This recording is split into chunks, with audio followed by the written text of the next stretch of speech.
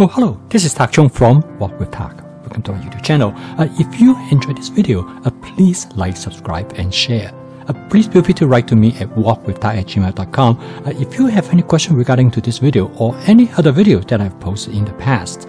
If you have any video that you would like me to make, please let me know. I'm looking forward to hearing from you. This video is in response to the question that a viewer asked me. She asked me how much cooking oil that she should use in stir frying, because she is worried about using too much cooking oil because she has a condition that she cannot have too much oil.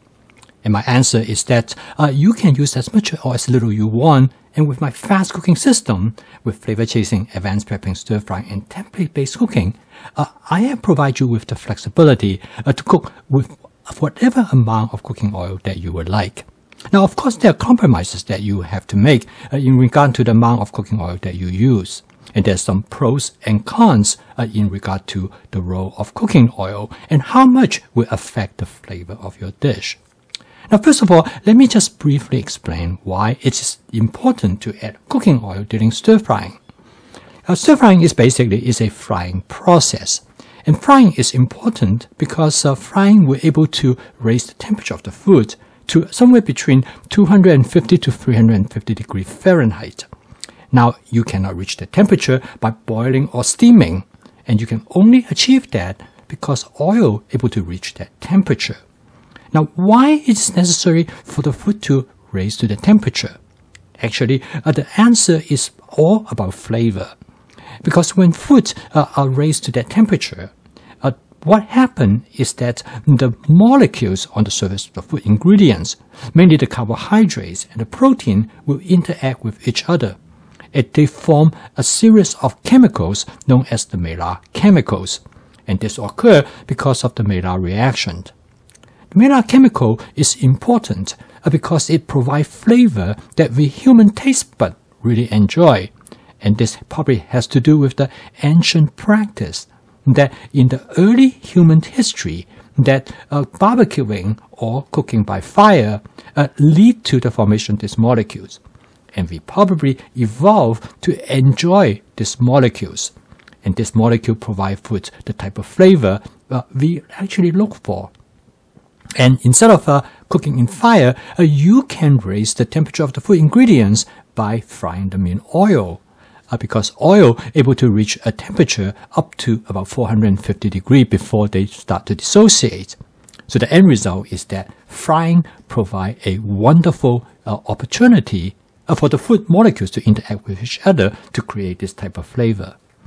Now, stir frying is used this basic principle. Now, however, with stir frying, because the food ingredients are cut up into small pieces, you can actually use a very small amount of oil. By constant stirring, you will coat the food ingredients with oil, and therefore they will reach that temperature. Now, when I was growing up, there's always the advisory from the parents is that do not eat out all the time. And the reason is that when you eat out, the cook in restaurants want to make the food taste better. So they usually use more oil. And in fact, one of the typical things that most people find when they eat out is that the food is more greasy. But at the same time, they tend to taste better. However, when you cook at home, you can have much better control of how much oil that you want to use, as long as you have enough oil to reach the Maillard chemical reaction.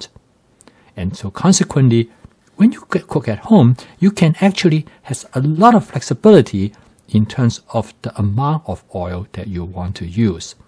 Now, in this video, I'm going to demonstrate to you how you can cook with different amount of oil that will result in different type of flavor. Now, again, it depends very much on what's your goal and objective. And this is the flexibility that you can have with home cooking. And with the fast cooking system, you have a lot of flexibility in cook it the way how you would like it. At the same time, you can make decisions depend on different type of dishes. Some dishes you might want to use a bit more oil, and some dishes that you might want to use less.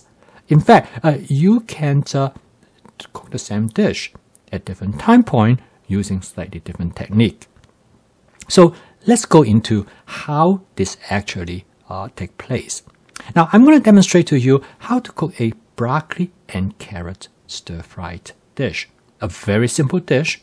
And in here, I'm going to show you, I'm going to add a very small amount of cooking oil. As you can see in here, I probably add in about half tablespoon of cooking oil. Now, I have to swivel the wok to cover the bottom surface of the wok. Now, this amount of cooking oil is inadequate probably to coat all the food ingredients that I'm going to use. But however, even a small amount of cooking oil will create some flavor, because oil does taste good. Now, as you can see in here, as soon as I put the vegetable in, all the cooking oil has been absorbed. At the bottom of the wok, you see there are no residual of oil at all. But you can see both the broccoli as well as the carrots are coated with a very light layer of oil. Now, as you can see in here, I start to add a small amount of water. The reason is that because the bottom of the wok gets very hot, if I do not temper down the temperature, the food ingredients are going to get burned. In fact, they will get burned anyway, but by adding a small amount of water, I adjust the temperature of the stir-frying process. Now, this process turned out to be really effective to help you to reduce the amount of cooking oil that you use, and the end result is that you can minimize the amount of calorie, because one of the significant aspects of cooking oil is that it is high in calories. And so for individuals who want to use only a small amount of calorie that they like to consume, this method turned out to be really effective.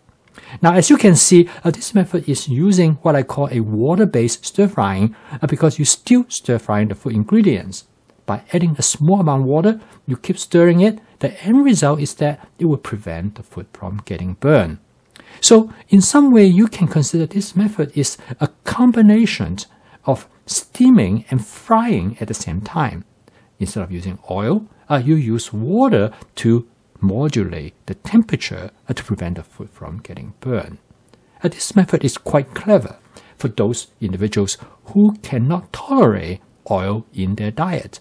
In fact, this dish, you can start out with using no oil at all. But a small amount of oil will actually greatly enhance the flavor of the dish. So as you can see, when you cook this dish, in some way, the outcome of the vegetable will be very different. They will taste very different if you have been stir-fried with oil. And this is the compromise that you face if you want to use the minimum amount of oil. So, as I finish the dish, as you look at closely of how the representation of this dish, you will discover that it actually, its appearance is somewhere between stir-frying and steaming. It has a lot of characteristics of how you steam the broccoli. This is again shows you that the compromise that you make and how oil affects not only the flavor of the dish, but it also affects the texture of the dish as well. And when you cook it with this method, the vegetable tends to be softer as compared to when you're using oil during the stir-frying process. And of course, the softer nature of the vegetable is a representation of what it would be like if you have steamed it. Now, this method can be applied to almost all different types of stir-frying situations. It just works very well with different kinds of vegetables. It works less well with meat because the meat requires the oil to provide the flavor, usually make them taste better. So if you want to cook with meat, you have to be probably be more careful and maybe start out with a little bit more oil when you stir fry the meat. But when you cook with the vegetable, you can use almost no oil at all.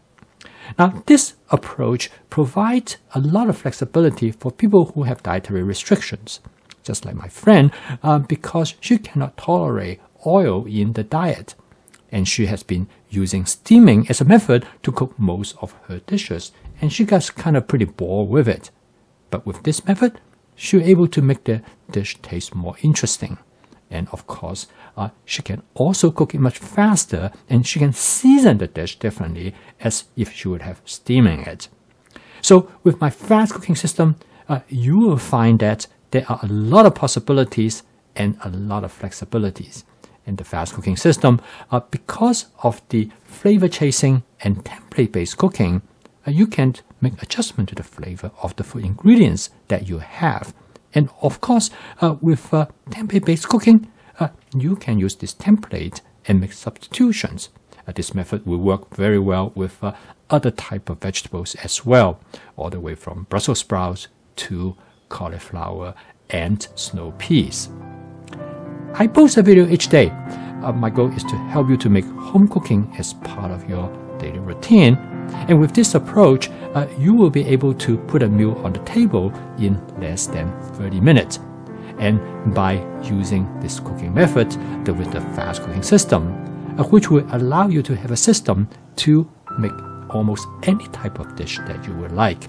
So if you'd like to learn more about this cooking system, please subscribe to this YouTube channel. So keep on cooking, and I will see you tomorrow.